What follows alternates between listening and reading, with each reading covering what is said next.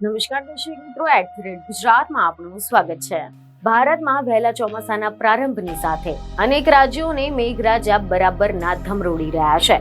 જેમાં પણ જો આપણે વાત કરીએ ગુજરાતની, તો રાજ્યના અનેક જિલ્લાઓમાં તેમજ શહેરોમાં મેઘરાજા ધડબડાટી બોલાવી રહ્યા છે, જેથી હાલ ગુજરાતમાં વરસાદ અને તેની સાથે સાથે ગુજરાતમાં યોજાનારી પેટા ચૂંટણી પણ હાલ ખૂબ જ ચર્ચાઈ રહી છે। પરંતુ હવે આ બધાની વચ્ચે એ સવાલ ઉઠ્યા છે કે શું પેટા ચૂંટણીમાં વરસાદી વિઘ્ન નડવાનું છે કે કેમ? આ સવાલ એટલા માટે ઉઠ્યો છે કારણ કે આ સંદર્ભે જાણીતા હવામાન નિષ્ણાંત અંબાલાલ પટેલની મહત્વની આગાહી સામે આવી છે, જ્યાં એક તરફ આગામી મહિને ગુજરાતમાં વિધિવત રીતે ચોમાસાનું આગમન થઈ જશે। આની સાથે જ આગામી મહિને ગુજરાત રાજ્યની બે મહત્વની વિધાનસભાની બેઠકો એટલે કે વિસાવદર અને કડી વિધાનસભાની પેટા ચૂંટણી યોજાવાની છે। ત્યારે હવે આ બધાની વચ્ચે અંબાલાલ પટેલે ચોમાસું અને વરસાદ ખેંચાવાને લઈને મોટી આગાહી કરી છે।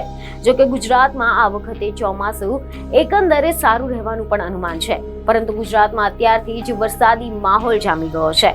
હવામાન વિભાગ અને આગાહીકારોના મતે આ વખતે ગુજરાતમાં વહેલું ચોમાસું બેસી શકે છે અને એવા અહેવાલો છે કે આ મામલે અંબાલાલ પટેલે એવું જણાવ્યું છે કે 8 થી લઈને 10 જૂનની દરમિયાન ગુજરાતમાં નૈઋત્યનું ચોમાસું બેસી જશે, પરંતુ વરસાદ પણ ખેંચાશે તેવી શક્યતા છે। 15 જૂનથી ચોમાસાનો વરસાદ ખેંચાઈ શકે છે, કેમ કે આ દરમિયાન રોહિણી નક્ષત્રની શરૂઆતમાં ગરમીનું પ્રમાણ ઘટતા આ પ્રક્રિયા થવાની છે। ખેડૂતોને પણ વાવણીમાં ઉતાવળ ન કરવી જોઈએ તેવી સલાહ આપી છે। ચોમાસાના સારા પ્રારંભ બાદ નબળું પડશે તેવી આગાહી કરવામાં આવી છે અને આજથી દક્ષિણ ગુજરાતમાં ભારે વરસાદનું અનુમાન છે। આજથી ઉત્તર ગુજરાતમાં પણ ભારે પવન ફૂંકાવાનું અનુમાન છે।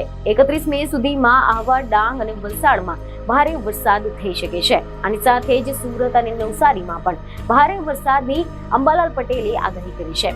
31 મે સુધીમાં કચ્છ અને ઉત્તર ગુજરાતમાં ભારે પવનનું જોર રહેશે। અંબાલાલના મતે કચ્છ, ઉત્તર ગુજરાતમાં 50 થી લઈને 70 કિલોમીટર પ્રતિ કલાકની ઝડપે પવન ફૂંકાઈ શકે છે, જ્યારે મધ્ય ગુજરાતમાં 31 મે સુધીમાં હળવાથી ભારે વરસાદનું અનુમાન છે। કેટલાક જિલ્લામાં છૂટાછવાયા સ્થળે હળવાથી ભારે વરસાદ થઈ શકે છે। બીજની ખબરો સાથે ફરી મળીશું। ધન્યવાદ।